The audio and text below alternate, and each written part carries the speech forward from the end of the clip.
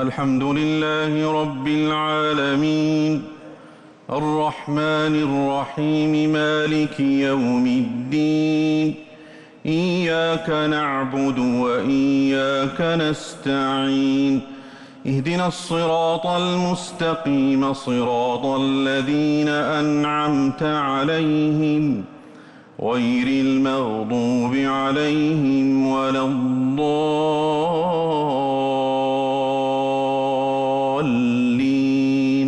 آمين. ألف لام ميم غلبت الروم في أدنى الأرض وهم من بعد غلبهم سيغلبون في بضع سنين لله الأمر من قبل ومن بعد ويومئذ يفرح المؤمنون بنصر الله ينصر من يشاء وهو العزيز الرحيم بنصر الله ينصر من يشاء وهو العزيز الرحيم وعد الله لا يخلف الله وعده ولكن أكثر الناس لا يعلمون وعد الله لا يخلف الله وعده ولكن أكثر الناس لا يعلمون ظاهرا من الحياة الدنيا وهم عن الآخرة هم غافلون أولم يتفكروا في أنفسهم ما خلق الله السماوات والأرض وما بينهما إلا بالحق وأجل مسمى وإن كثيرا من الناس بلقاء ربهم لكافرون أولم يسيروا في الأرض فينظروا كيف كان عاقبة الذين من قبلهم كانوا أشد منهم قوة وأثاروا الأرض وعمروها أكثر مما عمروها وجاءتهم رسلهم بالبينات فما كان الله ليظلمهم ولكن كانوا أنفسهم يظلمون ثم كان عاقبة الذين أساءوا السوء أن كذبوا بآيات الله وكانوا بها يستهزئون الله يبدأ الخلق ثم يعيده ثم إليه ترجعون ويوم تقوم الساعة يبلس المجرمون ولم يكن لهم من شركائهم شفعاء وكانوا بشركائهم كافرين ويوم تقوم الساعة يومئذ يتفرقون فأما الذين آمنوا وعملوا الصالحات فهم في روضة يحبرون وأما الذين كفروا وكذبوا بآياتنا ولقاء الآخرة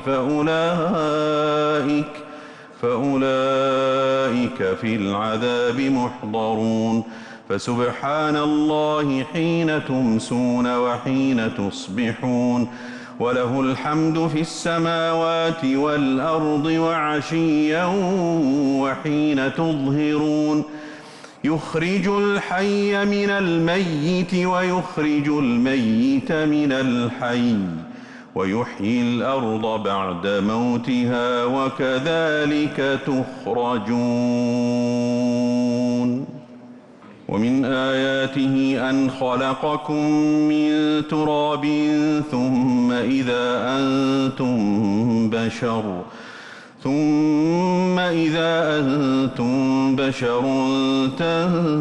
تنتشرون ومن آياته أن خلق لكم من أنفسكم أزواجا لتسكنوا إليها وجعل بينكم مودة ورحمة إن في ذلك لآيات لقوم يتفكرون ومن آياته خلق السماوات والأرض واختلاف ألسنتكم وألوانكم إن في ذلك لآيات للعالمين ومن آياته منامكم بالليل والنهار وابتغاؤكم من فضله ومن آياته منامكم بالليل والنهار وابتغاؤكم من فضله إن في ذلك لآيات لقوم يسمعون ومن آياته يريكم البرق خوفا وطمعا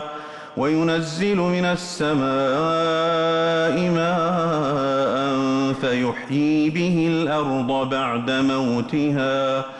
إن في ذلك لآيات لقوم يعقلون ومن آياته أن تقوم السماء والأرض بأمره ثم إذا دعاكم دعوة من الأرض إذا أنتم تخرجون وله من في السماوات والأرض كل له قانتون وهو الذي يبدأ الخلق ثم يعيده وهو أهون عليه وله المثل الأعلى في السماوات والأرض وهو العزيز الحكيم ضرب لكم مثلا من أنفسكم هل لكم مما ملكت أيمانكم من شركاء فيما رزقناكم فأنتم فيه سواء تخافونهم كخيفتكم أنفسكم كذلك نفصل الآيات لقوم يعقلون بل اتبع الذين ظلموا أهواءهم بغير علم فمن يهدي من أضل الله وما لهم من ناصرين فأقم وجهك للدين حنيفا فطرة الله التي فطر الناس عليها لا تبديل لخلق الله ذلك الدين القيم ولكن أكثر الناس لا يعلمون منيبين إليه واتقوه وأقيموا الصلاة ولا تكونوا من المشركين من الذين فرقوا دينهم وكانوا شيعا كل حزب بما لديهم فرحون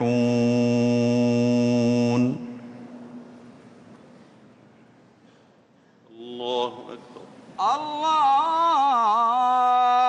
أكبر